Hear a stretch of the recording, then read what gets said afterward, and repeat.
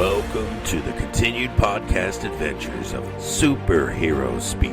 But I think many of the people that love this character and that love superheroes in general have used these stories as inspiration to say, you know what? I'm going to do something good in the world. I'm going to make a difference like my hero when I was a kid.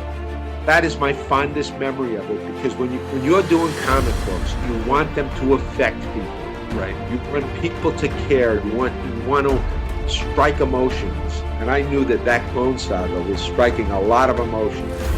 Can you imagine Pulp Fiction starring Goofy and Mickey Mouse? I can totally imagine that. I'm sure somebody's written that one too. Quarter pounder with cheese in France, Mickey? What? Royale with cheese, Mickey. Yeah. I can totally. See? I would watch the hell out of that movie. Yes, I gladly sacrifice that my progeny to you, almighty Marvel beast. But Neil Adams is somewhere going, it's my time. How do you measure success? Hey everyone, and welcome to Superhero Speak. I'm your host, Dave. Ow. You gotta have to normalize that. John, hi. I'm JD, and I'm not having as good a time as Dave did. He sounded new orgasmic there. Yeah. Oh, it's been a while since I've been orgasmic. Hopefully again soon. Anyway. You can do that to yourself, you know. This is true. Like it's not that hard. Or actually, it is that hard, but you know. Yeah. We're starting at the top tonight. You start at the top and you work your way down. Yeah, well, I feel like we're at the bottom. Or you could go from the bottom and go to the top. I've never done it that way. I wanted to say at the top of the show that I sincerely hope for Mark Zuckerberg and the people at Facebook, they were able to delete all the incriminating evidence off of their servers. Who doesn't today. think that? Who does not think that? What a horrible coincidence of timing. I know, right? That we're asking the government to drop this major charges and all of our stuff just happens to go The only offline. backups they had were from before all of this information came out. Yes. I'm just, I hope for your sake you were able to clean the servers off so that, because I don't think America could take another outage like this. Oh, it's great. Facebook down today. This is like the best day ever. All these baby boomers couldn't figure out how to share recipes and anti-vaccine videos. It's phenomenal. I went on Facebook to tell everybody that Facebook was down. It's a good plan. Yeah. It just goes to show you, like, when something big happens, your first impulse now is like, I go to Facebook and share this, and you're like, oh, I'm free. I freed myself over a year ago from the Facebook gluttony. You unfollow everybody, and then all you get are impersonal brands and ads, and you have no attachments to anything. It's beautiful. Sounds very impersonal. It's exactly what I wanted. I wanted no personality on my Facebook page. I honestly have that now. I honestly kind of think it might have been my fault. Possibly. Most things are. It's funny. Like I was going through my feed this morning and I saw a post from a friend I haven't talked to in years.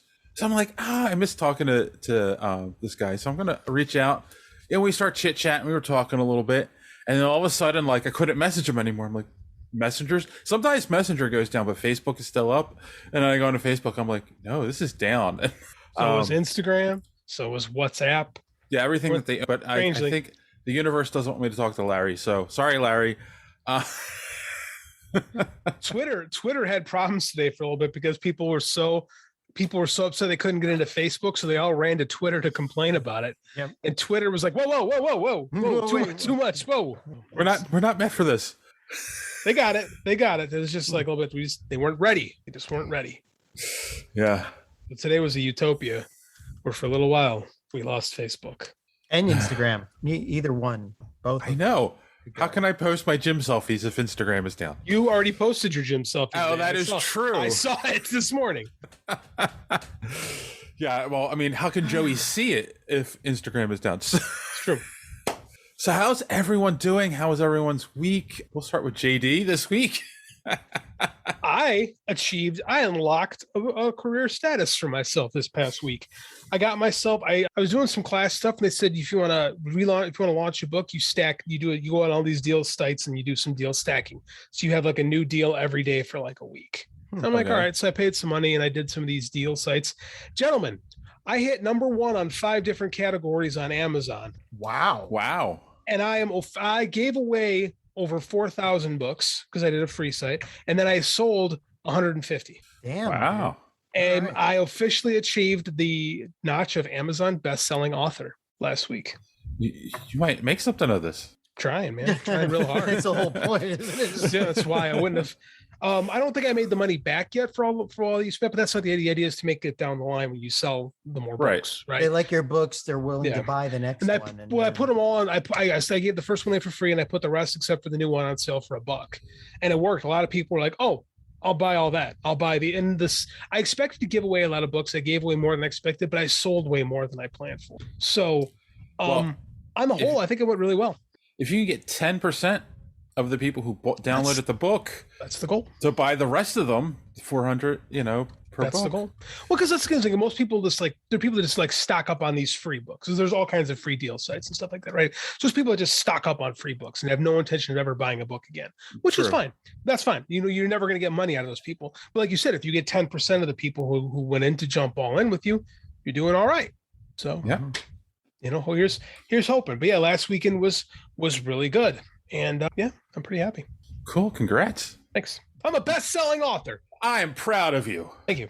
How about you, John? How was your week? You should know better than to ask me that. That's why he asked me first. We'll put it this way. I spent the weekend at a wake for my friend who committed suicide, and you should reach out to all your friends, make sure they're okay, and just be aware that sometimes people won't come to you or won't speak up when they're in trouble, and sometimes you have to go to them. So that's it. Yeah, I brought it down, Dave. So you're gonna have to pick it back up again. How many bottles of whiskey did you go through this weekend?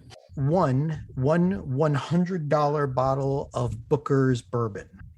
That's a lot of money. That's yeah, I guess. You're not a drinker, JD. No. Yeah. That's not mid shelf. No, I'm cheap as far as bourbons are concerned. Cheapest book. So. Me, what have I been up to? Well, I actually just finished today watching all of Star Wars Visions so that we can talk about it. I got some thoughts on that, definitely. As do I. I have been spending good thing we have a podcast. I have been spending a lot of time getting ready for sorry. I'm talking over. I spent a lot of time getting ready for some little convention that's coming up this week. So those who follow us on social media, if it's still up, if it's a thing by the end of the week, while I'm in New York, make sure you are. So I'm just going to say this, like I say it every year. Make sure you're following us on Instagram at Superhero Speak. There will be tons of cosplay photos going up on there. As long as Instagram still works. As long as Instagram still works. And then this year, I'm going to actually try to post a little blog on the website every night. I want to get back to the hotel room, just something short with a few pictures in it about my experiences of the day. Something I haven't done before, but I've always wanted to do. But I'm normally tired by the time I get to the hotel, but I'm really going to push myself to do it this year. I won't have John distracting me. So I was going to say something, but I'm like, that would be mean. And then, so make sure you're following us at superheroespeak.com. And it should be good. Should be interesting. Other than that, I've got nothing going on in my life. I didn't want to do this on air, but John, did you get my text earlier? Oh yeah, I was taking a nap because I didn't get much sleep this weekend. So I'll do this as we're off. Okay. All right. So, all right. Yeah. And the other thing, and JD can turn off his brain for a second. John, are you caught up on What If? Yeah. Are you kidding me? You know, you start to hear stuff and you're like, I can't miss that. And there's a lot of implications for that. And it's going to be, I think the next episode is going to be epic. I'm a little upset by the episode. Oh my God. Is there anything you can't just enjoy? I can enjoy lots of things. No. Two things about that. I'm sorry. I'll return for one second. Did John just ask that question? I'll see myself out.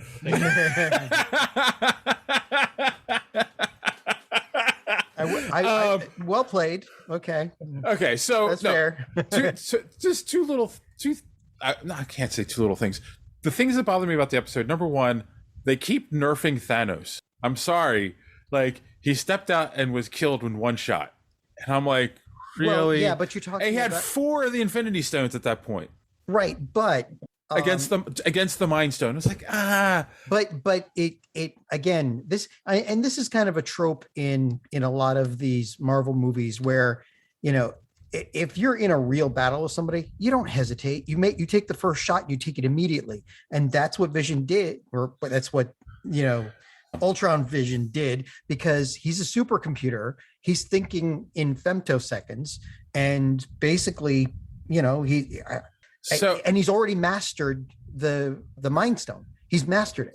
So it would only take him a few nanoseconds at the most to decide this guy's a threat, take him out, before Thanos could even think to activate one of the other stones. No, I agree with the sentiment, but again, it just felt like they keep nerfing him. But then the other thing is, and JD's, you know, not here, but he might agree with this. I kind of feel like it violates, in my opinion, the spirit of What If. Like, the Watcher, early days of the comics, the Watcher wasn't really a character. He just kind of was the narrator for the story. Yeah, except when he's handing somebody the ultimate nullifier for something. I mean, you know, let's be honest. Like, he's the lady in the lake of the Marvel universe. Basically, Okay, if something really bad goes down, he's always there to say, you know what, maybe you could do this, and you know. And that's the character of. I'll come back into this. That's the character of the Uatu. Is he's the worst of the Watchers. Like, he can't help but not butt in to these. He's just not good at his job. No, he sucks at it, which is why he's stuck watching the 616, because he keeps sticking his nose into things, like handing Reed Richards the ultimate Deus Ex Machina. Yeah, right. I'll see myself out. But the other thing is, the only time I can remember him violating his oath is in Marvel continuity in 616, not in the What If books. In the What If books, he still was always just the narrator. Yeah, but this is the MCU. They're going to go big, you know? Yeah, I don't know. We'll see where it's going. But this whole idea of like involving him now, and then he has to get Doctor Strange to help, and well, not just Doctor Strange. I mean, we're looking at the multiversal Avengers now or something, right? We're probably going to get Captain Carter involved, because she's right now, she's between universes. I'm pretty sure that's what's going to angled one. Yeah, I'm pretty sure that's where they're headed with this. Is they're going to create a multiverse Avengers that might spill over into the live action movies. We'll see. Which gives some credence to that rumor that's on Reddit right now about Multiverse of Madness. But you know, because some of that is, you know, some of that looks like this is where What If is going. You know, like they're introducing some things that could go that way. All I know is things are getting weird. Well, it's What If. I don't know. Well, yes, but we have an article that spills the weirdness over into the MCU from a movie that came out this past weekend, and the rumors that you saw on Reddit, and I don't know how the normies are going to take it. That's my big issue. So, well, it's going to be big, grand. There's going to be a huge battle. So normies, you know, I mean, like, there's a reason why Michael Bay is so popular. So, but yeah, I honestly think you're right. What the finale of the season is going to be the multiverse Avengers, and then we'll see where it goes from there. Yeah, it's going to be really neat. And is that version of Doctor Strange the most powerful being in the multiverse? I don't know, but see, my only thing is, and you can check me on this, right? Historically, the Infinity Stones only work in the universe from which those Infinity Stones came from. That's the other problem with this, is that's why they don't work in the Time Bureau. Right, and they shouldn't work in that mirror universe place where Uatu was. But somebody else pointed out to me that he hasn't used any of the actual powers of the discrete stones themselves, right? He's only used energy blasts right now, so maybe that's a limitation. Yeah, I don't know. You have to imagine that. I don't know. You have to imagine that the stones are what's giving him the ability to see the multiverse. So I don't know. Yeah, you'd think like once he walked out of his universe into something else, he'd be trapped because they're powered down, right? Yeah, so that's the only thing I've got. Like there's gonna be, and they violated their own rules, so we have to see how they're going to explain it Right, because they it's not like they don't know that they violated that rule. I mean, that's somebody they've been on top of these every nerd who's watching this is yelling that at their screen. Wait a minute, the stones only work in the universe they're from. Yeah, look at the Time Bureau. They're being used as paperweights, right? Exactly. Yeah, exactly. So you got to be careful. Otherwise, the Time Bureau would be armed with time stones, right? It's a fun concept when you're watching a cartoon, but when the implications is that this is going to spill into the MCU somehow, we'll see. All right, I think we beat that enough, and JD can come back now. Hi, there he is. You may come out of the box, JD. Were you listening the whole time? Half or hef? Half. Yeah, Hefner's been gone for a while. All right. Half. So since we're done with that madness, let's move on to another kind of madness. The band from the 80s. Our house in the middle of a street. Okay, never take up singing, man. Writing is such a good career for you. Yeah, I don't have many talents. That's definitely not one of them. Social media madness. I only have one story to discuss because it kind of ties into something else we're going to talk about coming up in the news. And of course, we talked about the ongoing copyright war with Marvel and the families of the creators. Mm-hmm. And we got a couple of strong worded opinions.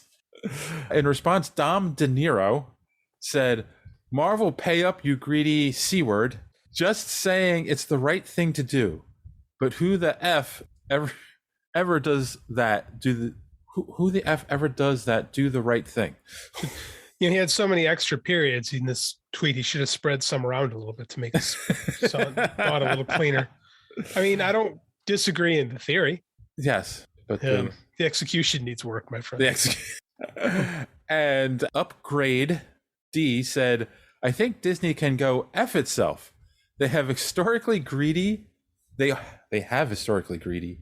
They have been historically greedy," I think is what he means. Yeah. "And do the most shady stuff with copyrights."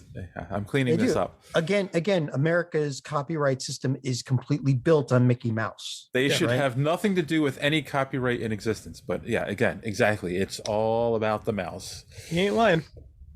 So, yeah. It's funny, for the amount of money we all spend on Disney, nobody likes Disney. I was going to say. The company, right? The creators are awesome, the ones that get paid.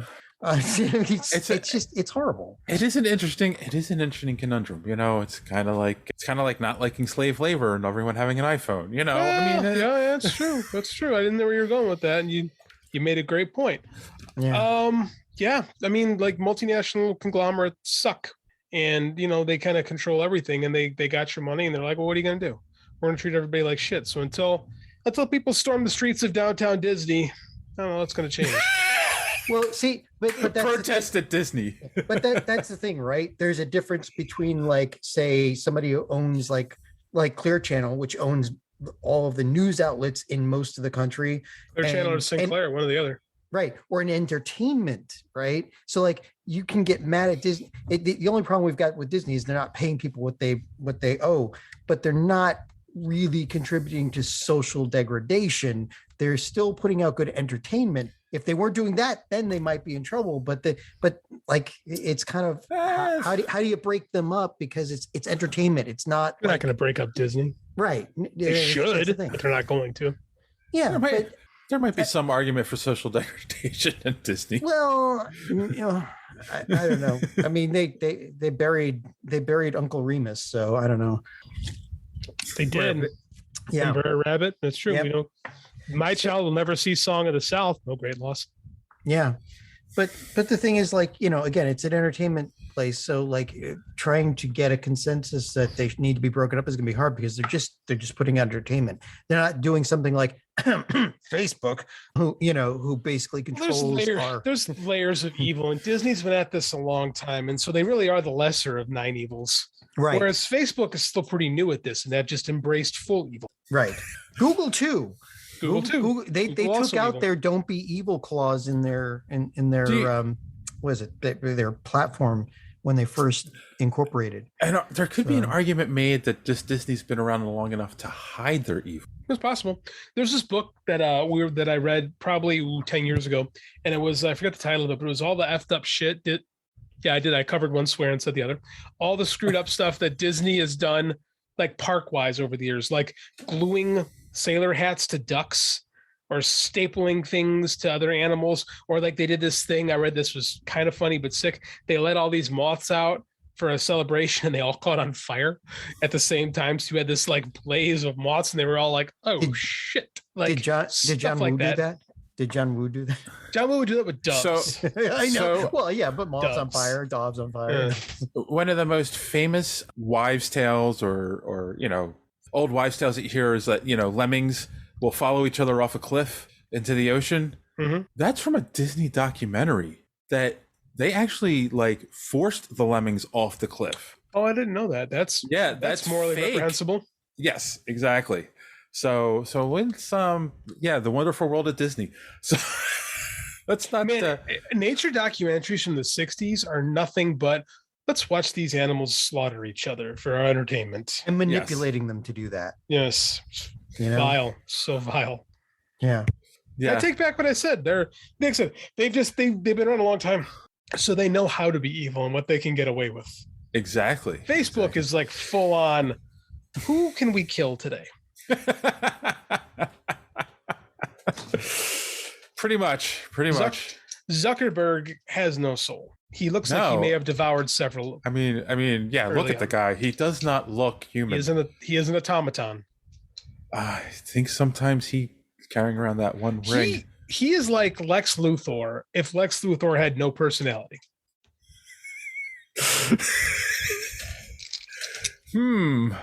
I can see that. Yeah. Which is why casting Eisenberg wasn't a bad idea. And again, like most of the Snyder stuff, the execution was off. Off by 180 degrees. Basically. In the grand scheme of things, the Eisenberg Luthor is far down the list of things wrong with the Snyderverse. No. This is true. But it's still wrong. Yes. Much like stapling ducks, sailor hats to ducks' foreheads, morally reprehensible. Maybe not the worst thing we've done. I think jar of pee on the desk ranks higher. Yeah, Luthor's more creative than that. I've never got that. He made them all drink pee. It's like, really? This is Lex freaking Luthor, and now best he can come up with some jackass humor? I've thought about this. As much as I dislike Man of Steel, Superman versus Batman is still the worst thing that's ever been made. Yes. Well, if you look at the honest trailers for that, they have a thing where they halfway through they're like, wait, I don't know what's going on here anymore, and they start going through what his plan is, and it makes no freaking sense at all. No. They go step 1, do this, step 2, step 3, pee, a jar of pee, step 4. It's like there's no rhyme or reason to it. And like one of these like weird little things that bothers me is the Jolly Ranchers. Like I thought they were going to make that a thing, like just a weird character tick he gave him for some reason. But it's only in the one scene. They were channeling Shyamalan. If you give somebody a quirk, that makes the personality worth filming. I get that, but the quirk was only in one scene. Like I wanted to see him eating Jolly Rancher in every scene he was in. In the happening, they had that guy talking about hot and dogs. It's just have them find a Jolly Rancher at the Capitol building after it blew up, a Jolly Rancher wrapper. The problem is then Eisenberg would have to act with a Jolly Rancher in his mouth for the whole movie, and his teeth would hurt after a while from all that sugar. So you can't commit to that. Well, you can't gnaw on the scenery while you're eating a Jolly Rancher.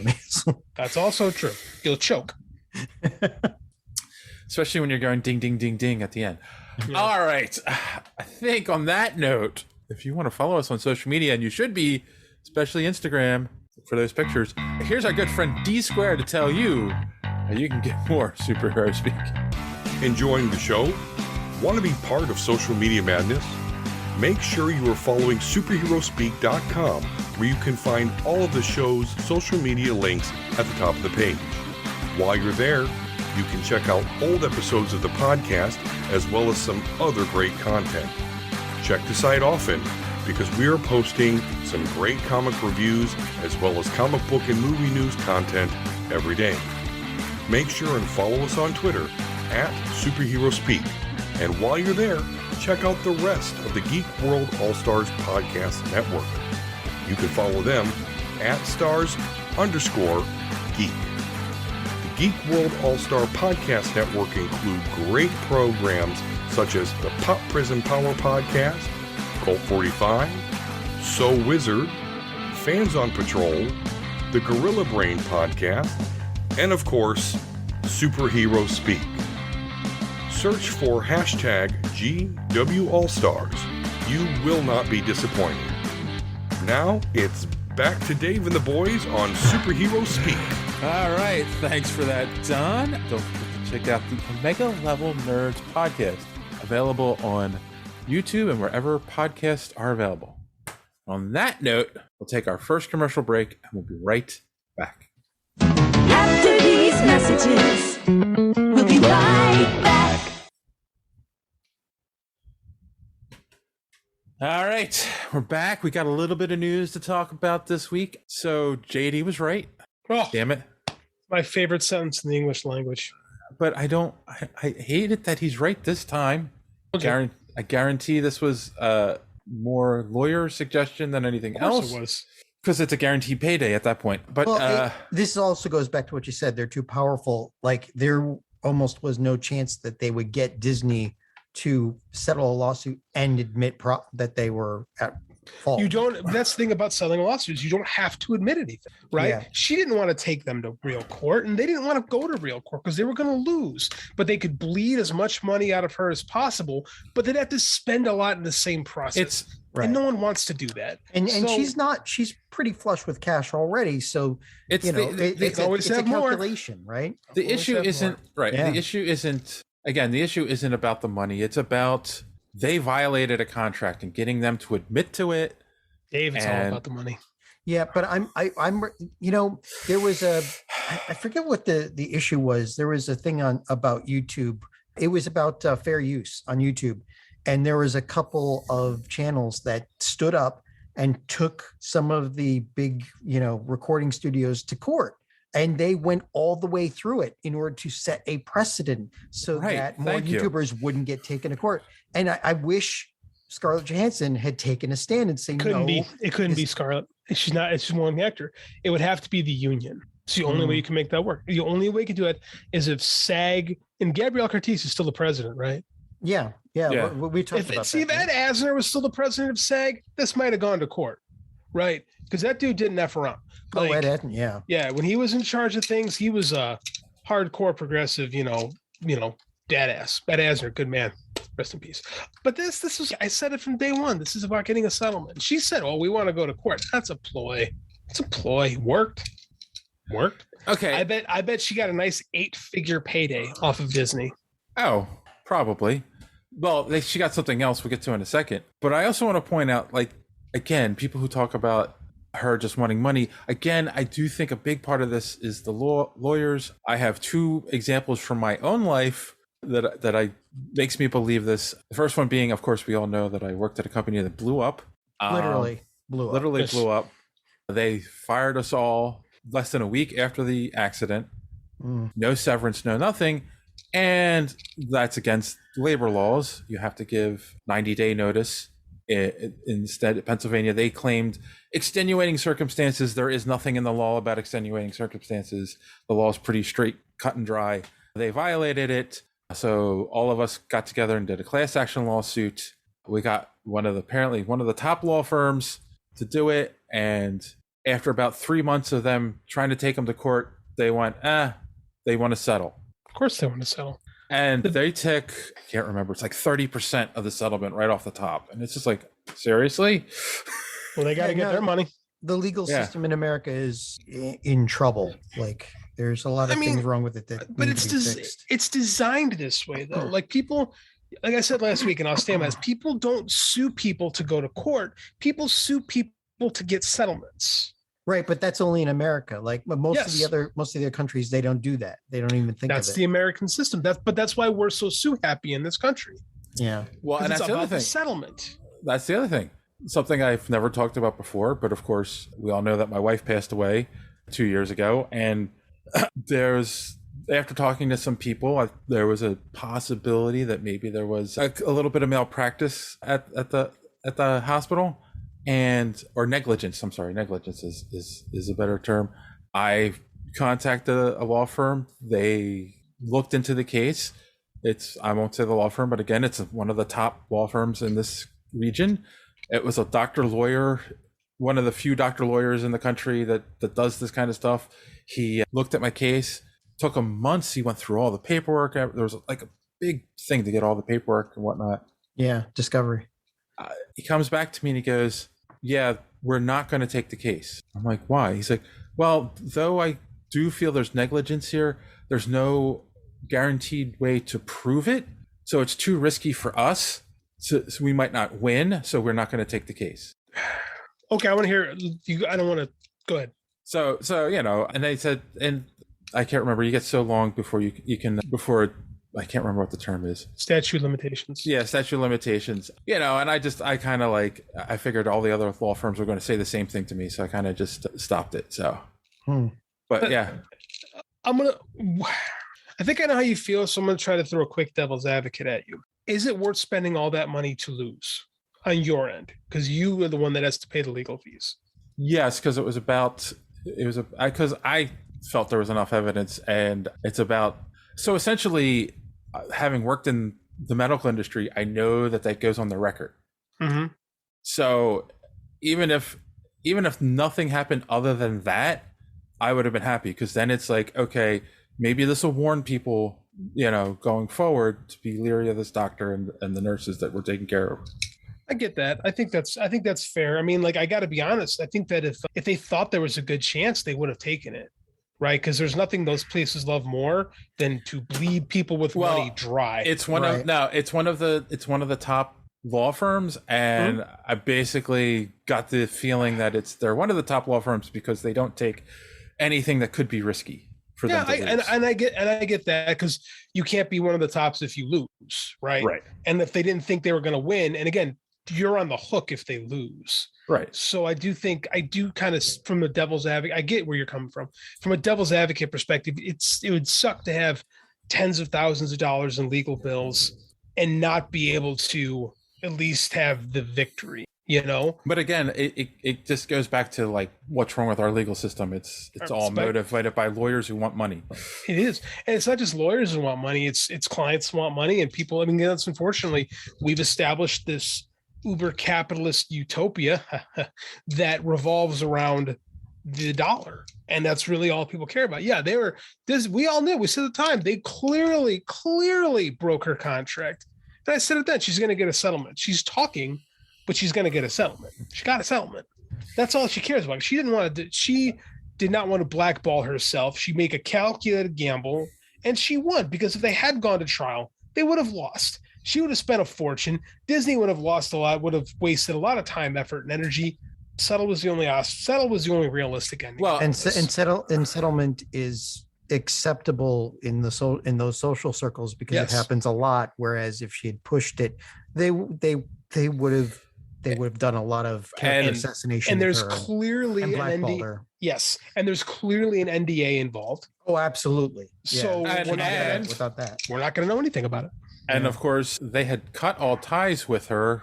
Well, after the lawsuit was announced, and now they paused all ties with her. Yeah. Now she's working with Disney again, back on her Tower of Terror project and all that fun stuff. And let's before we go into that, let's see if that's real, because a lot of projects stay in gestation, quote unquote, development hell for a long time without earning. Is Disney really going to be motivated to move forward on this project? I'm going to double down on this one. You will never see the Scarlett Johansson Tower of Terror movie, which, by the way, is a victory for mankind. The mouse holds a grudge. Yes, the mouse holds a very big grudge. Well, nobody knows where Oswald the rabbit is buried. Case in point. Yeah, I will say this. Yeah. I will say this though. She is a fan favorite character, so there is a chance. But she's dead. If there's ever a chance of bringing her back, I think they will. It's over. Now they can walk away with their heads held high. She'll also get a nice little developmental contract for the Tower of Terror, and then they'll very quietly never do business again. I wonder if SAG-AFTRA had a quiet discussion with them on the back channels about guarantee it. I guarantee when it comes to stuff like that, would say never say never. Just because. No, never say never. Never say never. People want to do business. I don't. 10 years ago, maybe. Guardians of the Galaxy 3. Guardians of the Galaxy 3 is a happening thing, but that's different. But that's different. I don't know. Like, I think there was jealousy. James Gunn was doing well. They wanted their gunny back. Well, that was going to make. That's yeah. because they could make $1 billion off. Of Yeah. it. They're not going to make another $1 billion off of Scarlett Johansson. Because we're not. Because here's the thing too: is this is in the 1980s. The actors aren't the driving force of film anymore, right? For the longest time, people went to movies to see stars, right? And movie stars don't have nearly the value they used to. There's much more value in creators, which is, I think is great, but there's much more value in creators than there is in stars. Stars come and go, but guys who can consistently make box office are hard to come by. And Gunn has proven that he can consistently churn out successful movies. And there's not a lot of people in Hollywood that can say that. That said, I'd like to see, Scarlett Johansson come back. I mean, not me. I think I'm good. Well, you're gay, so. Whoa. If I was, no problem. But I'm not. I'm a cisgender white man. Happy married, got a kid. But there's nothing wrong with that. No, I think that her story has been told, and quite frankly, I think that the next one seems more interesting. The next Black Widow. She's more manic, that's for sure. She's more interesting, and she's a better actress. Bite your tongue. Can she play a tree? No. Will you drop that? Watch please? this. Just drop that. I'm a tree. I don't think that Scarlett Johansson has proven to be a transformative star in the way that a Robert Downey Jr. has, right? Mm-hmm. Like there was a time where she moved a lot of tickets, but she's got a lot of L's under her belt. A couple. Ghost in the Shell. Spent a lot of money on that movie. That wasn't a complete L though. I mean, it's a complete L. It's a bad idea from the get-go. Well, but it's hers, right? But Hollywood holds on to that stuff, man. She's not the one who she's not the one who pushed into that though. Yeah, that was the studio that she's attached to it. But she's attached to it. That's how that stuff goes. If you lose a lot, you get that. Marriage Story got a lot of critical success. Where did it go? Netflix. Lucy was good though. I mean, all I'm saying, Lucy was good. All I'm saying is that she is not, and I said this before, if Robert Downey Jr. was back, this was him, one, it never would have happened. Two, it would have been a lot different, right? It would have been a lot different. Sure. They'll do stuff, I'm sure, but it's not like, I don't think this Tower of Terror movie is never going to happen. I'm saying it right now. It's never going to happen. She'll get a nice little developmental check from that before Disney ices it and moves on to a different direction. All right. Now I need to save this clip. Save it. I'm going to hold my aside. And if a preview comes out, we're going to play this. Play it. And I'll say I'm wrong. I'm man enough to say when I'm wrong. I'm just saying it, like the vibe I'm getting off this whole thing right now is that there's bad blood here. And they're going to say they're pleasantries. But in reality, they just had to cut her a giant check they didn't want to do. Yeah. You don't reward those people, right? Even if you save face. But it might not have just been her lawsuit too. It might have been SAG also on the back channel saying you have to do something about this, or we may have to get involved. I'm sure, John. I'm sure 100% that SAG threw their weight around, and because when SAG came out, all of a sudden, when SAG said something, that's when things got serious on Disney. Right. Because like with copyright, if you don't defend, like if they didn't come out and or on the back channel say something about, hey, that's a contract, you can't be breaking them. If they don't defend the first one, there'll be a second and a third and a fourth. Right. And no, I agree. They aren't going to cross SAG, right? SAG is the most powerful union in Hollywood, one of the most powerful unions in the country, to be honest with you. Like if SAG, and SAG might have said, SAG kind of did through back channels. I'm sure that they were behind. I'm sure they were behind everything. But again, shit rolls downhill. Like SAG ain't at the bottom of that hill. Yeah. Right. Yeah. Right. Like Scarlett's at the bottom of that hill. I'm sure they'll do something, but she ain't coming back for any Marvel movies because she's already dead. And this Tower movie is never going to happen. And I will be very surprised to see her in a future Disney project. You're listening to Legal Beagle Spiegel. Episode title. Legal Beagle Spiegel. Okay.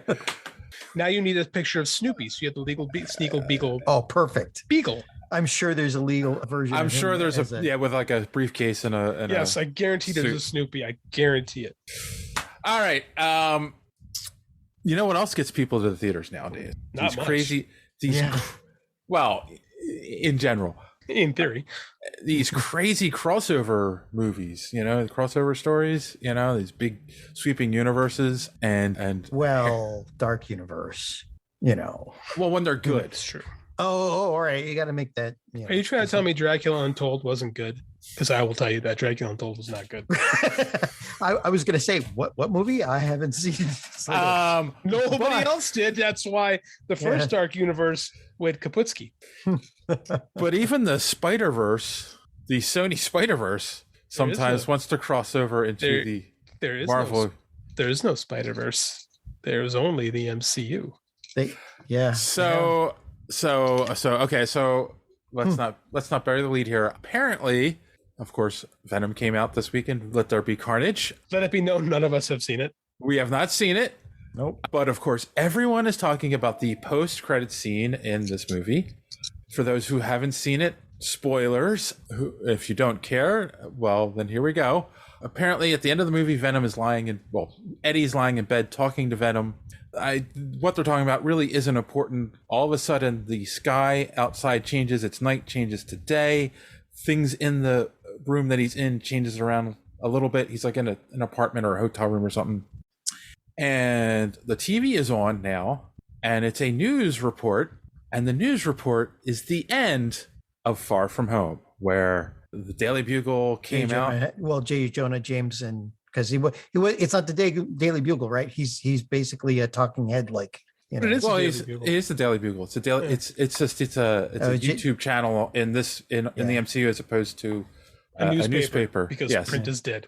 Yeah. Even though in the Venomverse it is a newspaper. Not anymore. Yes.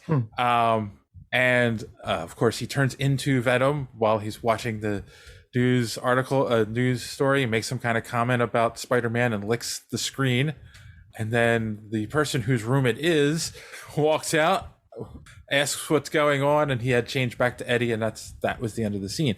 So he just magically transported into the 6 months. Well, I can't remember what they call this universe. The MCU. No, but it has a number. It does have a number. But it's too confusing. Magically transported into this universe. Yeah. By the power of the producers.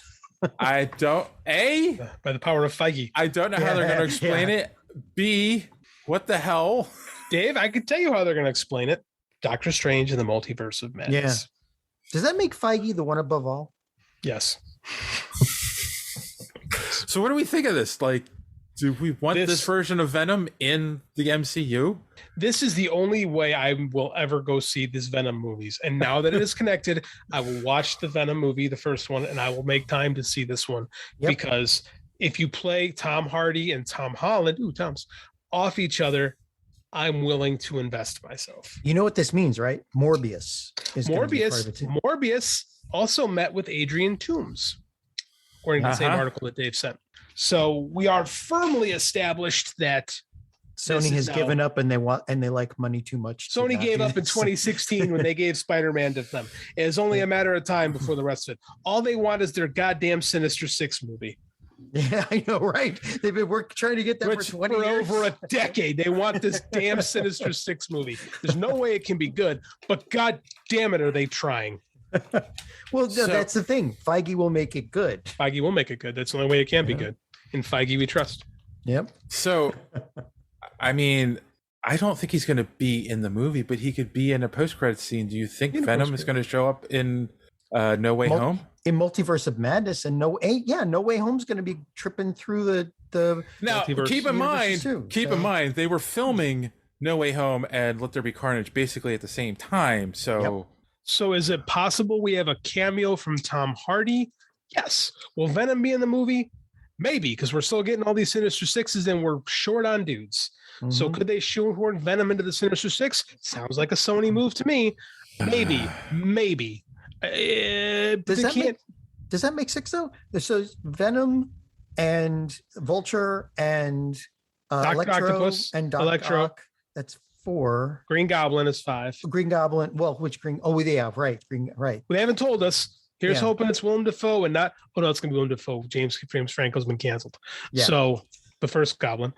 That's all we got. So we need one more. Oh, Rhino. Rhino. Or Mysterio. Could be Mysterio still alive. Do we Did have forget trickiness? Do we forget who else they introduced in Homecoming?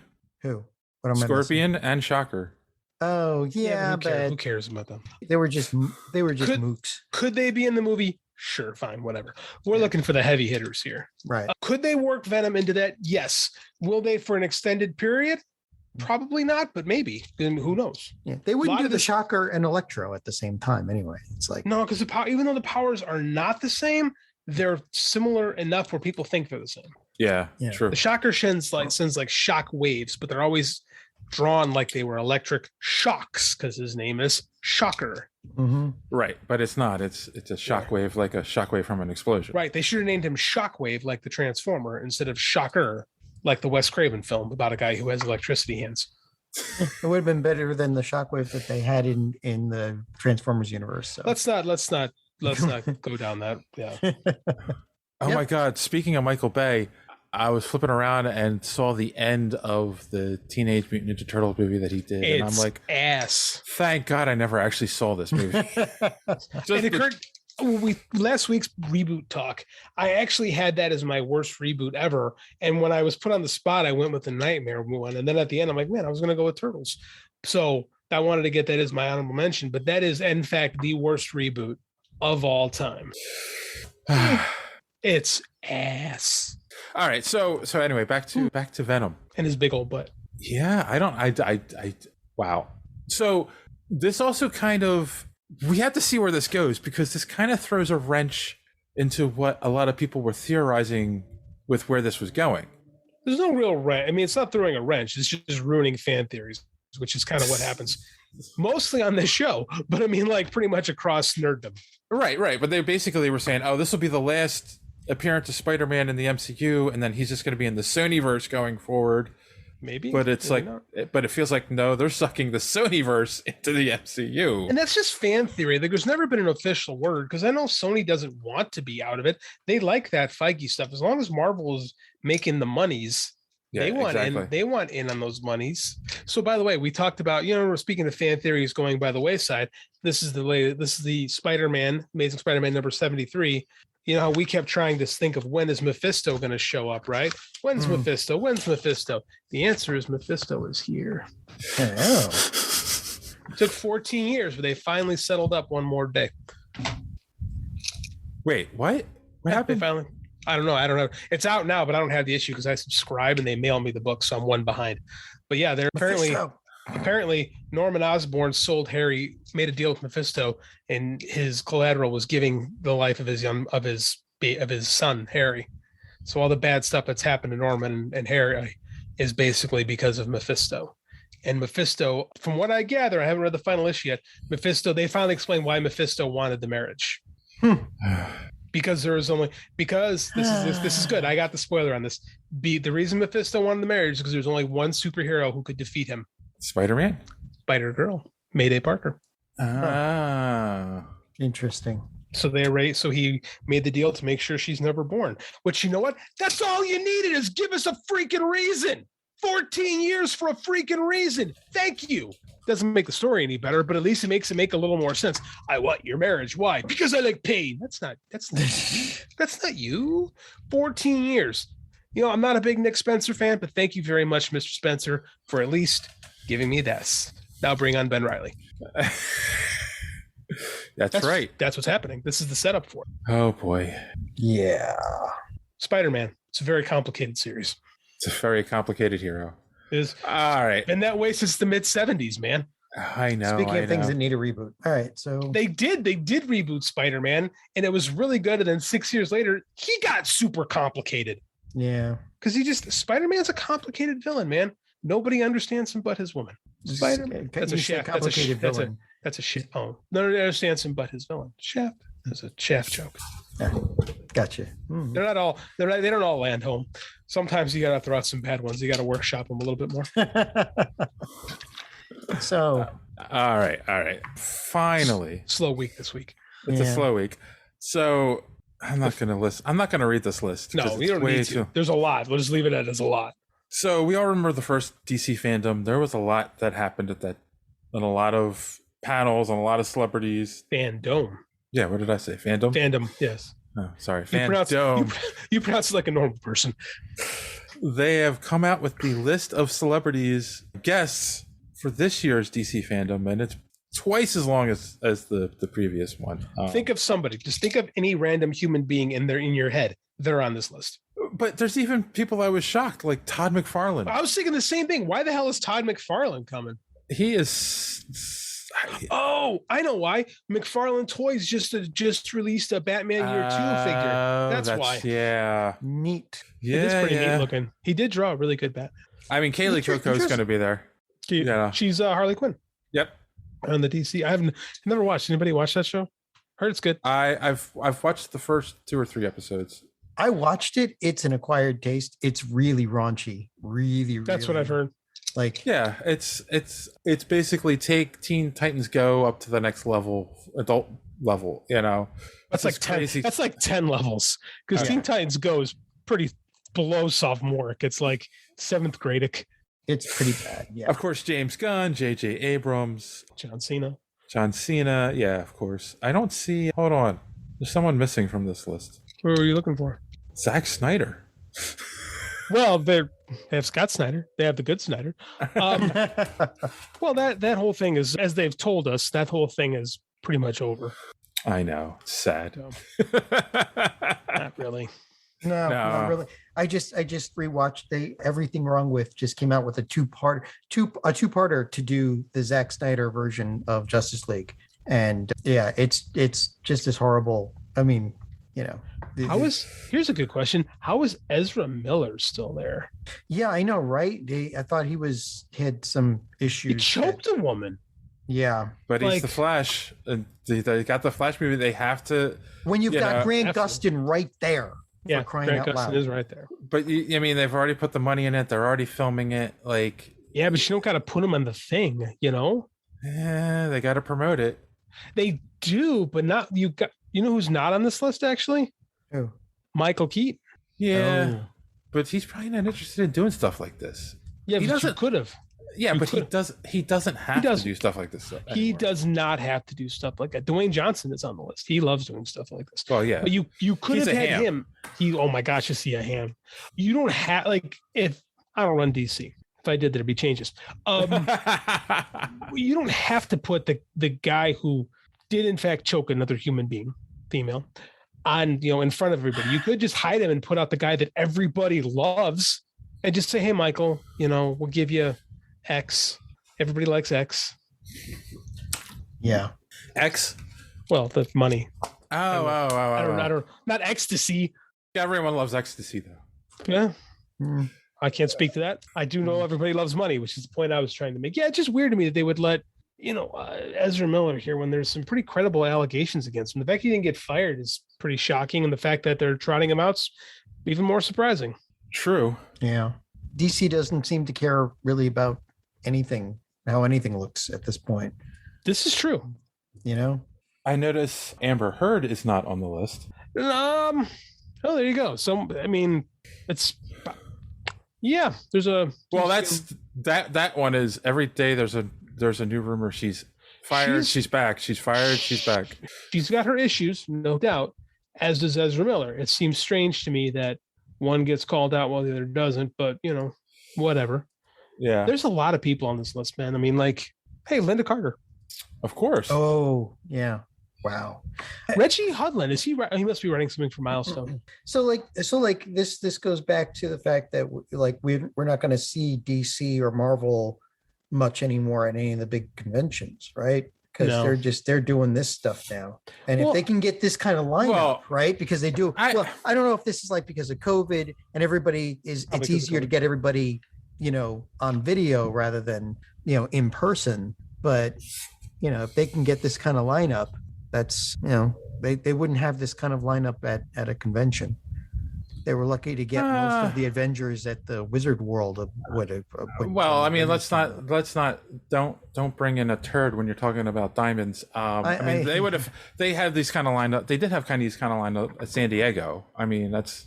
Well, yeah, but you got the big two. You got San Diego and New York, and maybe there's C2 or. There's like one or two more that might be big enough to have gotten this kind of lineup, but why? When you can make the whole people there. Right? But I mean, like, here's the thing though, you can make this whole thing about you and your product. You don't have to share the stage with anybody. Right. It's significantly cheaper than flying all these people out and putting them up and having to pay them for their time. Like, it's way, and I don't know if they're gonna do it like last year with a bunch of Zooms, or if they're gonna bring people in and do like more of a coordinated event. But this is probably better, and it keeps comic book conventions focused on comics, which I don't think is a bad thing. No, not at all. For so long, it had been more about promoting the ancillary properties than the actual comics themselves. So I don't hate this. Marvel have their own thing, or are they just still doing stuff D3? I forget the exact name of it. I don't know. I haven't heard anything in that respect, because it's been just so crazy with everything too, right? Like San Diego was technically canceled. They're gonna have a smaller show in November. D23, I don't know if they've had it in the last couple of years, and they only have that every other year. That's the other thing. D23 isn't every year. Might be in the future though. True. I mean, true. I just don't understand why you'd want to pay. Like, there's so much money in being involved in other people's events when you can just have your own. Because eventually, when life goes back to normal, they could just sell tickets to DC Fandom. Yeah. And it's their own event as opposed to working with like Comic-Con or Wizard. Does Wizard still exist? Does Wizard World, is that still a thing? Technically, so they were doing online during the pandemic meet and greets, which I don't know why you would pay for an online meet and greet. I really don't. And people pay $500 for cameos. Like, that's... stupid is what it is. It's freaking stupid to get a FaceTime message from some famous person for $500 to $1,000. Oh, when you say cameos, you mean that service where you can get them to play the script or something.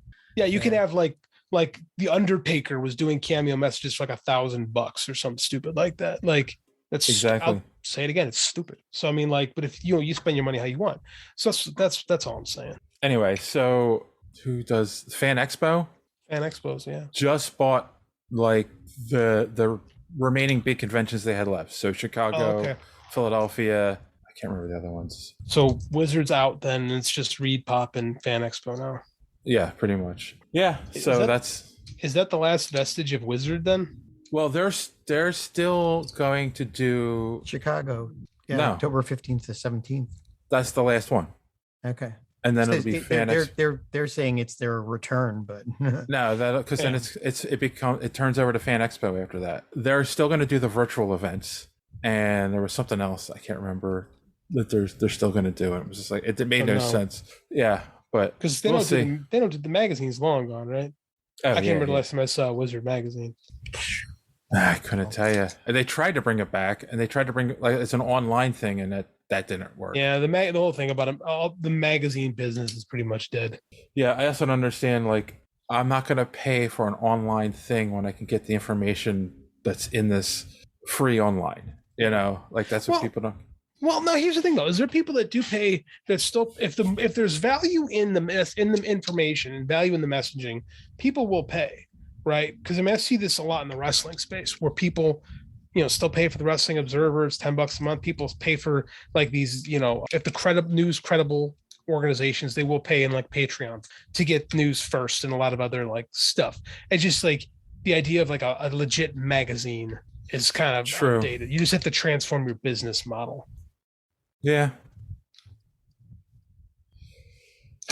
Yeah, you're right. I mean, people will pay for newspapers online. So I don't. Do you guys? I do. You do? What do you have the subscriptions to, John? New York Times and the Washington Post. Okay. Because you got to support them. But one of the problems with everything right now is that people don't pay for paper anymore. And, you're right. All the local news outlets that were the ones that actually found corruption and stuff, they've all gone out of business. And That's true. and that's having an effect on our society. Well, I think a lot of like Substack is trying to like change that by giving individual writers a chance to get their message out, and where they can get paid for it. We're in a very transformative period right now in how information is disseminated. And much like in the day, like, I remember something about World War II, there was like some silly, like the city of Chicago had like 200 or 300 different newspapers every day that were being printed from various publishing outfits. So it's not unlike that right now, right? Is you have to just kind of siphon through like what's real and what's caca. Mm-hmm. It's tough right now. Yeah. So okay. Anyway, DC Phantom. Yeah. It's gonna be big this year. Hopefully there'll be a lot of interesting announcements. That's the thing. I don't want it to just be rehashing everything we already know. Like we need to see new stuff from DC. Exactly. They've actually quietly had a decent year. Yeah. So let's hope and pray we get some good information out of it. Decent, John, not great. Decent. Yeah, I was gonna say. Because Wonder Woman wasn't very good, but it made money. Like Snyderverse, for all the kerfluffle, it made money. Suicide Squad was pretty good. The Birds of Prey movie made some money. Like they're all dead ends though. That's the problem. Yeah, maybe kind of. So let's see where they got from here. This is a good opportunity for them to wow us with something new. True. Batman is coming. Yeah, that's right. The Batman. I don't know how I feel about it, but it's coming. We'll see. All right. I think on that note, we'll take our last commercial break, and we'll be right back with our main topic. After these messages, we'll be right back. Boink. All right, we're back, boys and girls, and we are here to all talk about Star Wars Visions. This was the anthology series that was just released on Disney Plus last week. It was anime shorts that were created by various anime studios, all of them telling a different story. That's obviously it's an anthology, and none of them directly connected to the Skywalkers at all. Though there is one story I feel like could have been a what if for the Skywalkers, but we'll get into that. So let's start off overall thoughts on the series. John, since you're our anime guy, you can go first. Overall, I think they did a good job. There are points that we'll talk about, but otherwise, I like it that they're branching out, and so anything that makes them or forces them to introduce new characters and new genealogies into these stories, and to stretch out to expand the types of stories that they're telling. Anything that does that is fine by me, because the Star Wars universe is way underutilized. There is so much more you could do with it. So I like that they're branching out like this now. Cool. JD? It's all right. No? I'm not an anime guy. So some of the stories landed with me better than others. I appreciated the effort overall. It was really not for me, but it was fine. Like there's nothing in there that I was like, I hate this, but I was like not blown away either. I'm with you. Like part of me was like, man, they could have cut this down to 5, but then I agree. But then I started thinking, but there might be an episode that I really like that someone else would hate, and there might be an episode I hate that someone else might really like. Yeah. So it's kind of like, it's, I get it. 9 episodes? Yeah. You can pick and choose which ones you like and just throw away the stuff you don't like. And I agree with John. There are some cool new characters were introduced. Will we ever see any of them again? That's the other question I kind of have. Probably not, unless we get a second season of Star Wars Visions, be my guess. Yeah. It's possible. Maybe. I'd say it's possible. Yeah. So like real quick, the first episode, very, very different. Yeah. Very good. Loved the it. duel. That Ronin character was, that's what he was, a Ronin, was extremely interesting. Mm-hmm. They never explored a character like that before, but will we ever see him again? If there's one character, like maybe not in a movie, but if someone were to write like books or comics or something like that, that is a character that I find so rife with potential.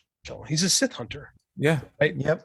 Like that's my favorite one. So I'll go into further detail when we do like ones we loved, ones we didn't like. But I mean, like that one is so cool. So cool. Well, yeah. I liked it too. I think Dave, you said something about not liking the animation or something. I can see that. No. That was Don did not like the animation of the first episode. I liked it, and I liked it. Sorry, Don. It was highly stylized, and I kind of liked that too. It made it stand out. I think it did, Yeah. and like I like the influences on it, but I get where he's coming from. It's not traditional by any stretch of the imagination, so I could get why someone would find it off-putting. And I really like stories where the story is told visually more than like exposition. So like, Gennady Tartakovsky or, Samurai Jack, where you could have entire episodes with no speech whatsoever. So like, this was back to the past. Right. So now see, it's stuck in, but it was such a great, so yes, it was great. It was awesome. So this was a great episode for me. I like the fact that there wasn't a lot. You got more out of the looks and the action than you did out of the actual whatever it is. So then I'll ask you, John, what was your favorite episode of the 9? My favorite episode of the 9 might have been The Elder. Okay, that was a good one because it showed an actual lightsaber battle. Like you get all this because of the second trilogy. Everybody thinks lightsaber battles are like 30-minute affairs with twirling and everything. No, actual Bushido, actual sword combat lasts for only a few hits, and then because I will say this too, like there was a lot in this series of those like super quick anime where like it flashed. And they're coming at each other. It flashes. They're now on the opposite sides, and the one guy falls away dead. Like that's such an anime trope. And it was you have to wait for him to put the sword all the way in the sheath. Yes. For them to fall. Right. Yeah. Right. That's been made fun of. It's an anime trope. Yeah. But in this show, we did get an actual fight that made sense. Yeah, and the way he won it. Freaking amazing. I mean, and it also it's another one of those things where it leaves you with a lot of questions, and it's something that they could expand on. Yeah, but I kind of thought the Padawan died. I was confused that he didn't. No, he was bait. That was the thing. Yeah. What did you think of the Elder, JD? That's all right. I liked it. Wasn't my favorite. Wasn't my least favorite. I thought it was kind of somewhere in the middle. Like, I'll be honest, it didn't really stand out to me compared to the rest of them, but I thought it was all right. See, that was done by Studio Trigger, and they've done Kill la Kill and Little Witch Academia and a bunch of others I haven't really seen, but they like some really good action sequences, especially with Kill la Kill. So yeah, I mean, like that's probably why they got the sword fight right. I don't know, like I guess I didn't like the sword fight all the lightsaber battle all that much because like it's not a katana fight, it's a lightsaber fight. These are characters that can traverse time and space realistically, Mm-hmm. So I kind of like when they take it up another level because it's not based in reality, right? Well, yeah, I mean, but I mean, because I want to see if I want that, I'll go watch an actual samurai movie. Right, but the way they won that was a completely lightsaber way of winning it too. Fair, but I mean, like, it's not spectacular. And when I'm watching an anime thing about, laser priests in space, like I'm not looking for like, roots in reality. They're space wizards. Space wizards. That's a better one. I'll take that. So Dave, what was your favorite? Oh, I was going to let JD go first. Okay, go Dave first. No, that's fine. Dave first. Actually, I don't know how you guys are going to feel about this. The Ninth Jedi, I really liked. I felt they told so much story in such a small compact thing, and I wanted to keep watching that. When it was over and she got to go save her father, it was like, I want to see them go save her father. Like I want to see. And you get the feeling that it's set like 1,000 years after Star Wars. Exactly. Right? Yes. Like the Jedi, everybody's been gone. these are the first lightsabers in generations. I mean, the fact that she picks up the lightsaber and it has no color at first, but then as she's fighting with it, it turns green. Yeah. And all their lightsabers are green. So there's a little, almost every one of these, all the lightsabers were green. Now, so it's like a nod to the Skywalker line, I guess. Now, I know that purists are going to be upset because they're going to go, the crystal determines the color of the sword and all that. But I thought it was a cool nod that they created a lightsaber that the color reflects the personality of the wielder, so it changes. Yeah. Which you guess they would probably come up with if somebody had to rediscover how to create lightsabers, that they would follow a completely different path to get to the same thing. All right, and again, it was a trope, or it was a beat they put into the story so that you could see her progress, like her sword get darker and darker and turn green as she was using it and becoming more powerful. Yeah, that's one of the ones that I was I was sorry that it was only like capped at like 15 minutes or something. Like they could have been a lot more. You're being quiet, JD. Okay, well, it's JD's turn. Which one? I loved the duel because it was so steeped in Kurosawa and his influences, and it was basically a take on both Yojimbo and Seven Samurai. Yes, right. Yojimbo, It's both of those at once, and I loved it. I loved this idea of a Ronin rogue, more of a rogue Sith that's kind of turned against his own, because you see when he opens up the kimono and he's got all the red kyber crystals, he's killing Sith, right? And it's like, why are you doing this? Right. What is your motivation? And we don't get any of that, which is cool, which is what makes him probably the most enigmatic, intriguing character to me since the original Boba Fett. Yeah, that was done by Kamikaze Duga. They did a great job. And they've done a lot of the JoJo stuff, which is a lot of, if you're animating a JoJo episode, you have to know how to have characters pose. It's another trope in all of anime. But they also did Batman Ninja, which has earned I love eternal that. ire. Oh, no, really? I like Batman Ninja. Batman Ninja was, oh my god. My anime tastes are in the toilet, so I'll take your word over mine. Well, that's not an anime, but I mean, it's like having Transformers in ancient, like. I thought it was cool. I don't know. Batman, it's funny too, because like I'm noticing like the ones that we are saying are good, that we like, are the ones that kind of like set something up and leave you with questions and wanting more. Yeah, as opposed to like they spill everything out. Which I'm kind of curious now what your least favorite one was, John. I think I'll go with the twins. Okay, because it felt a lot like, and that was done by Trigger too. But it felt like the writing on that one, and I'd have to look up who wrote it. There is a certain amount of exposition you get in anime, whether you're listening to a dub or a sub, and it's kind of an anime trope, like I'm announcing my attack and this, that, the other thing. But this one almost felt like a caricature. Of how anime presents a ton of exposition. Can I tell you, when it started out, I loved the concept, and I kind of felt like this could be a Star Wars what if Luke and Leia turned to the dark side, if Vader had them. That's what you meant when you said that. That if Vader had raised them and they became evil, like this could be where it led. Oh yeah, the concept was good. Yeah. And then towards the end of the episode, I started hating it because it was so over the top anime. Them fighting out in space on top of the Star Destroyer with no spacesuit or anything on, like just so crazy. I'm like, and the power up at the end. It's like, didn't Leia do that? Yeah, I know, right? Yeah, kinda. She flew back to the ship for protection. She didn't do flips while she was doing it. It's like, you're right. Like the kind of stuff that one was doing has to be earned, and the story has to support it, and it didn't. It felt like they just took, anime people do this, anime people do this, we'll just put it all into one little neat little thing and make an anime out of it. It just, that again, like I like the concept like you. It just was too It's one of those things that JD would say. It was a cool idea, but poor execution. Yeah.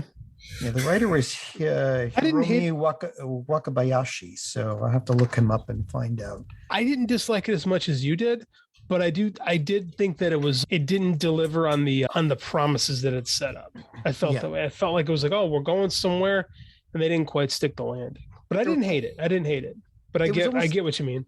It was almost like they were trying to do it was almost like they were trying to do a Dragon Ball Z, but with Star Wars. And I could see that. And that's not. And this guy's done. Let's see. I did character design for Aram. Yeah, I have to look up more what this guy did. But how about you, JD? What is your least favorite? Kari disappoints me at the end because he becomes a Sith, but it wasn't my least favorite. But it was probably the most disappointing. Yeah. Ending on a kind of what if thing, or not like a what if, but just like he's straight up, I'm going to become a Sith because I had to make a deal, and well, I'm in for a penny, in for a pound. Fuck it. Like that's kind of how I felt about and that. And we saw the story already, right? Yeah. So I mean, it was kind of that was Anakin's story. That's what I felt at the end. I'm like, we've been here. Yeah. The only difference is he brought you back and didn't actually kill you. So I mean, that's kind of that. But that was more just disappointing than what I didn't like. I hated Tatooine Rhapsody. Okay, the one that felt more like comedic kind of because it wasn't funny, and they were all chibis. That's the character designs were all chibi. Like I didn't like it. I didn't like the idea of the power of music uniting the Hutts. Yeah, and it was just like it felt really not even cheesy. It's the only one where we got an actual Star Wars characters in it. Yeah, that's true. And I like Boba Fett. I'm like, oh, Boba Fett's in this. They all look like Legos, but Boba Fett's in this. Let's see where this goes. Oh, he's a Hutt. Okay. Oh, they're in a band. Okay. Yeah. They're just okay. It's not a lightsaber, it's a microphone. Yeah. I thought it was just, I don't know. It normally I'll write this off and say it just wasn't for me. But this time I'm gonna say it was just stupid. I mean, you're not wrong. I mean, yeah, it was the most reductive of all. I think music can save the universe. Not their music. Not with a Hutt and with Boba Fett. This wasn't Wild Stallion out there playing. Like True. It just, I don't know. Like I feel like they had a bold idea, and maybe to like make that work in 13 minutes was a little too ambitious. I think that's part of the problem too, right? Like if this was an ongoing series that was kind of like just goofy, that was aimed at kids, if they earned it a little bit more, maybe it would work. But it felt very hackneyed. And but it's like it is like the power of music unites the criminal underground, and Boba Fett is going to be their manager, and then he's going to steal their earnings, and like it just. Like I don't know, like it felt, I don't know. I didn't like it. Like I didn't like Akiri the ending because again I felt like this is just Anakin and I didn't see it going this way. And Akakiri, excuse me. And then I just thought it was kind of disappointing. Yeah, but it wasn't poorly done. This one I just felt like was a shitty script. Yeah, I was disappointed at the turn at the end of that one too. Yeah, I think you're supposed to be though, so they wanted that moment and they earned it.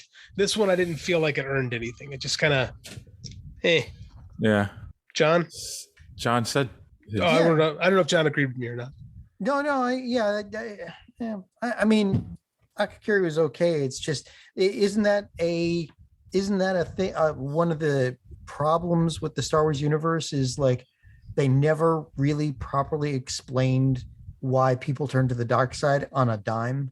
Like, I mean, it took the second trilogy of movies to end. What was it? One of the animated shows to actually go into more depth of why Anakin turned to. I disagree with that. I don't think Anakin turned on a dime. I think from the moment from the very end of The Phantom Menace, when little Jake Lloyd shoots daggers from his eyes at the Jedi Council, they are planting the seeds for what is going to happen with him. He's a shithead the entire series. Well, yeah. I mean, anybody who doesn't like sand like that is a problem. But I mean, like he's an arrogant. He slaughtered the sand people. He did. Yeah. He slaughtered the sand people. He's quick to like everything. Like Anakin is not a good person, and it's consistent throughout. It's not like maybe the fall would have happened if it had been more like Luke and he goes in. But I mean, from like moment one, they're telling you he's a shithead. right? I'll give you that. Yeah. He's more honorable in the Clone Wars show than he is in any of those movies. Like, you feel more of a human connection to Anakin Skywalker in that show than you felt in any of the movies. Because in the movies, you're like, oh yeah, this dude's definitely Darth Vader. Yep. All right. So yeah, I mean, like, there were two others that were interesting. Like, well, Dave got to tell you which one he hated. Go ahead. Which one did you hate? Hate is a strong word, but I strongly disliked it. In fact, I almost stopped watching this episode, the Toby episode, Tobi. I zoned out of that one, so I get where you're coming from. That one, see that. So first off, that one's in the style of like not Mega Man. What was it? So first off, let's start with. Shoot, what was the name? I hate that style of animation. That like 70s feel animation creeps me out. I don't know why. I think I just watched too many creepy cartoons from the 70s, and it was hard to watch. And then it was just like, look, I don't want to be a humanist, but the idea of a robot becoming a Jedi just bothered me. Yeah, it was done in the style of like Astro Boy almost. Like, it was kind of a slight takeoff. The animation itself, not quite, but I mean the general feel of it was an Astro Boy type. Yeah, I get that. I didn't think of that, but I can see where you're coming from on that one. Yeah, and again, it's another one that it gives you the whole story. There's not like, it doesn't really leave you. I don't care about him at the end going off to bring life to the universe. Well, but it introduced a concept that is completely alien to the Star Wars universe, where it did. A droid that has enough personality, or that has a very powerful AI. Well, because the Force become a Jedi. And I don't like that. Here's what I liked about that was that the fact that they were able to tell. It's hard. Short stories are hard. Yeah. Right. Telling these are. But I mean, like, telling a short, concise story, is super difficult. And this one, it doesn't feel like a setup to something more, because a lot of them feel like they're setting up. They're like preview chapters. This one was just, it was a short narrative, and I didn't dislike it. I just was kind of like, oh, it's okay.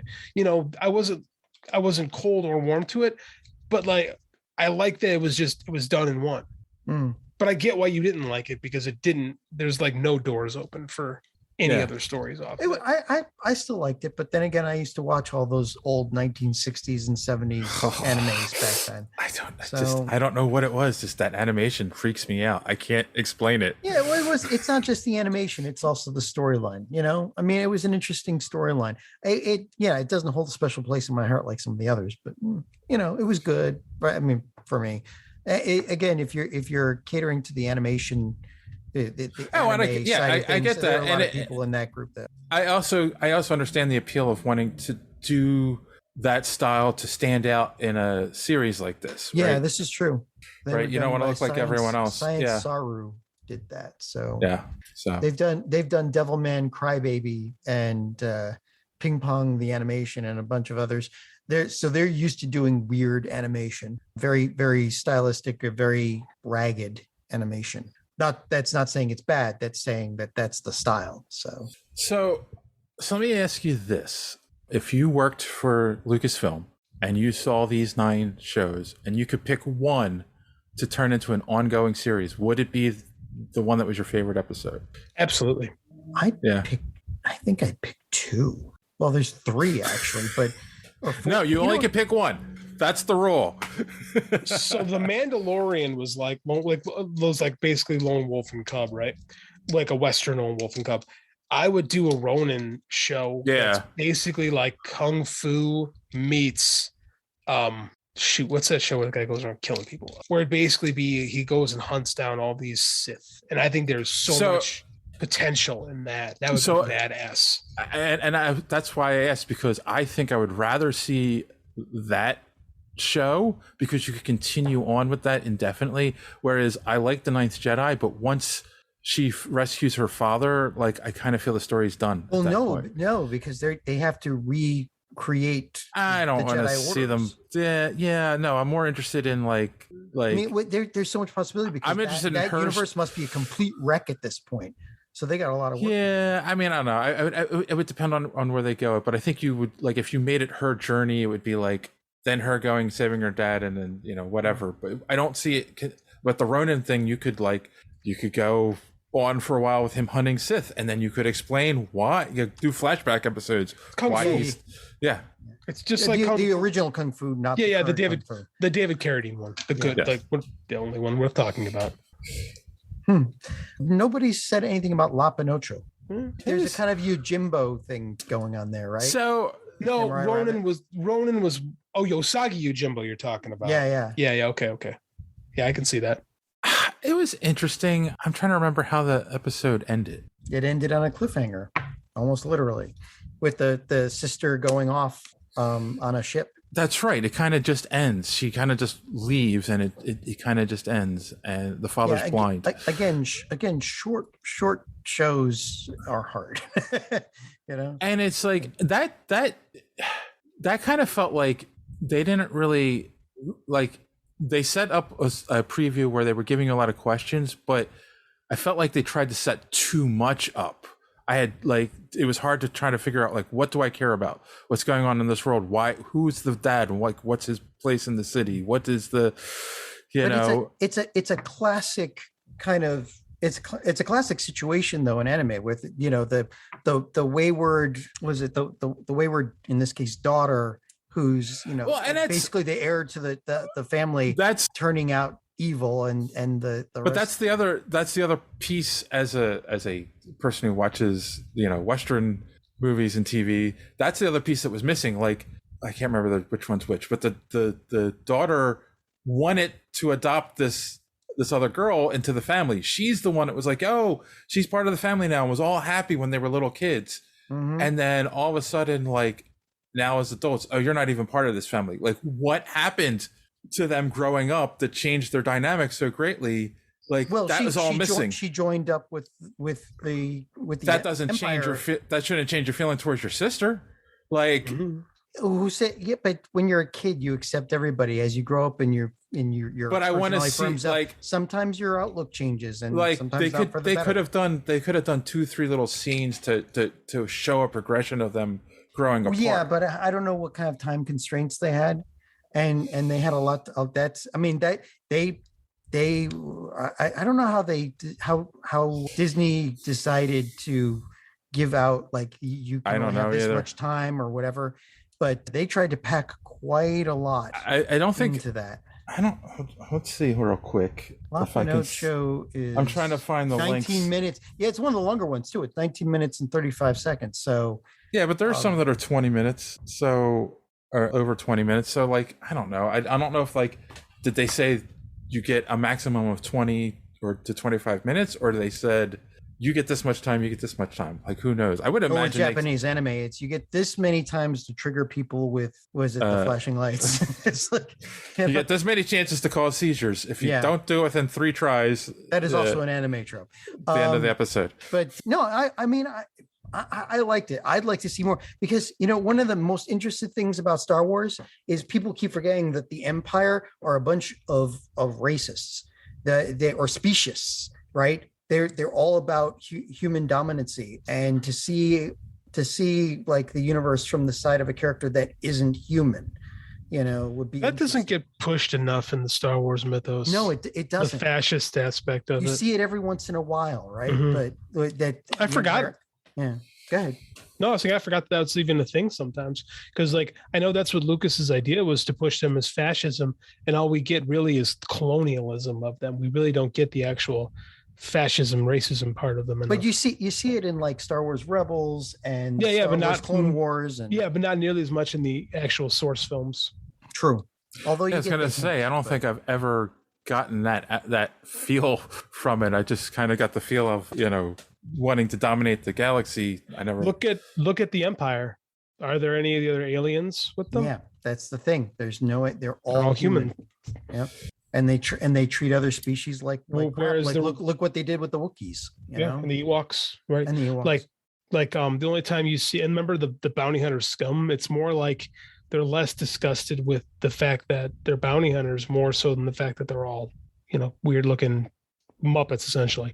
But I mean, like it's true. Like, look at the Rebels. The Rebels, they have plenty of aliens, but not the Empire. Huh. Interesting. It's always been like that. It is, but it's more subtle in the movies. Like, they don't come out and say it. right? Which is weird because Lucas is not exactly the master of subtlety. Yeah, it's true. But So anyway. you do see it here, you know. So that's a good point. But I like that call actually. In this episode, yeah. Yeah, I don't know. Though again, I just kind of felt like they could have two quick scenes to show them growing apart.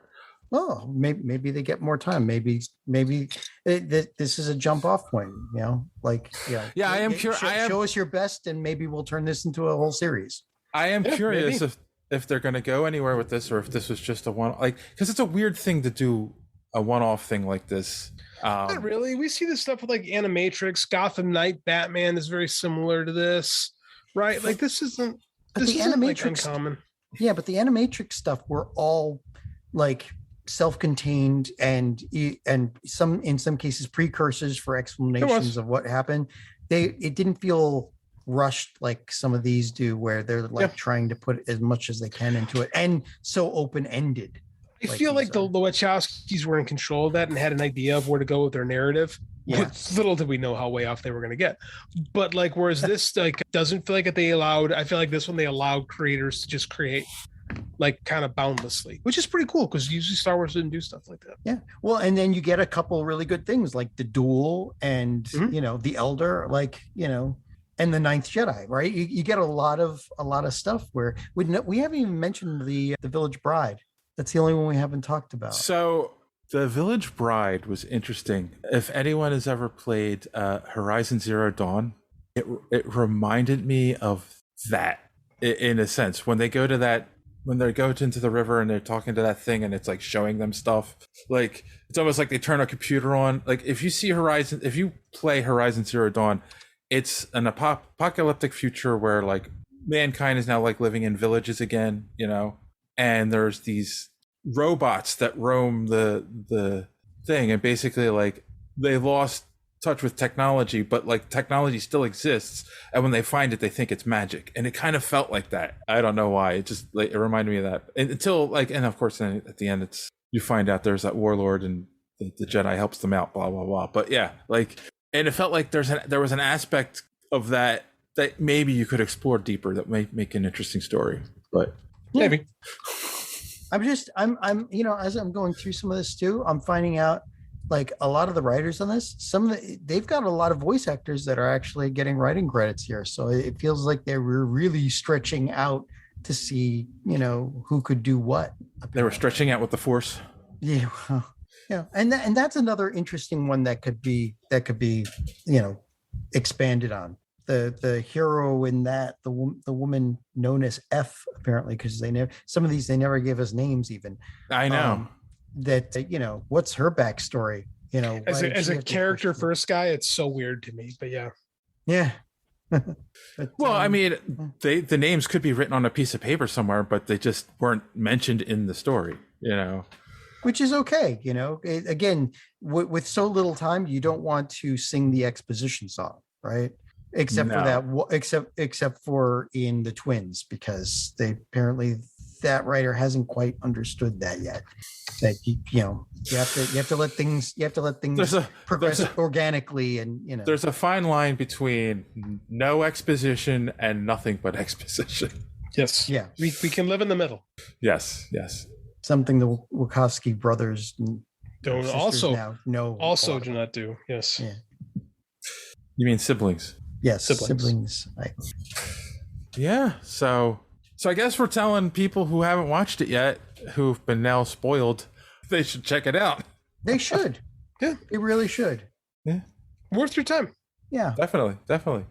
And check it out. Let us know, what was your favorite episode? What was your least favorite episode? And would you like to see one turned into an ongoing series? So, all right. I think on that note, we can wrap things up with some recommendations for our audience. JD, you got any recommendations this week? So I did some reading this week. I finally finished Salem's Lot. It took me a little while longer. I was reading before bed, so only 30 to 50 pages a night. Boy, what a great book. What a great book. Like, I loved the balance of the horror and the small town aspect, right? It was like, yes, this town turns into vampires, but they were all rotten and evil to begin with. So it's like this vampire comes into town and everybody becomes a vampire. And it was so easy because the whole town was just rotten to the core to start. Right. And I love that aspect. So that's a really good story. It's aged really, really well. I like that it's set in the 70s because there's a lot of options where today you could go, well, if they had a cell phone, this wouldn't be a problem. Yeah. So not having those modern conveniences makes for a cool story. And they're making another movie, and it's going to be set in the 70s, which I'm happy about. And then I saw the movie, the original 1979, the original miniseries, and it's pretty good. Didn't love the ending. Few too many changes, but on the whole, solid. And then for an anti-recommendation, I read H.P. Lovecraft's At the Mountains of Madness. I've never actually read Lovecraft before, and I will never read Lovecraft again because he is freaking boring. Yeah, it's an acquired boring. Like it's like this is like At the Mountains of Madness. It has all these like wild theories and concepts that have permeated so much of horror and science fiction and popular culture in general. And when you actually read the man's work, it's like reading a book report about another story. It's like reading someone else's book report on a much better book. Have you read nice? Have you read The Lord of the Rings? No, but I know enough not to. I've heard nothing but pages and pages of talk of trees and grass. Yes. Yes, basically that's called the Robert Jordan. But yeah, Michelle tried to read The Wheel of Time, and she was like, she threw the book down. She's like, I can't do it. And for me, like I said, I'm very much a character first guy, right? Yep. And there was absolutely no characters in love. Like great concepts, great theory, but man, is this dry? And he keeps like, the stuff we saw, it was terrifying. What did you see? Tell me what you saw. I keep reading and you're not telling me. And by the time you told me, you're just telling like, it's like, and then we saw this. And then it's like a textbook of how the old ones came to Earth. I'm like, okay, then what? But it's like, again, so much of what it did influence, and some of even my writing, just because of like how much it's permeated culture and society. So it's like the fingerprints are all over the place, but the actual execution, not great. Yeah, I mean, I think Tolkien would just sit down and just start writing like whatever was coming into his head and describing it in excruciating detail. And it's like, but we don't need this. You don't need all this to get from point A to point B. But anyway, give us some good movies. And they did give us really good movies. That's why I love those first three movies. That's why I'm not going to read the books. Like, it's funny because sometimes I think that, like, normally I'm a guy, because I'm a big King fan. When I watch his movies, I'm like, the book was better. You know, I'm that guy. I don't want to go back and find out the movie was better. All right.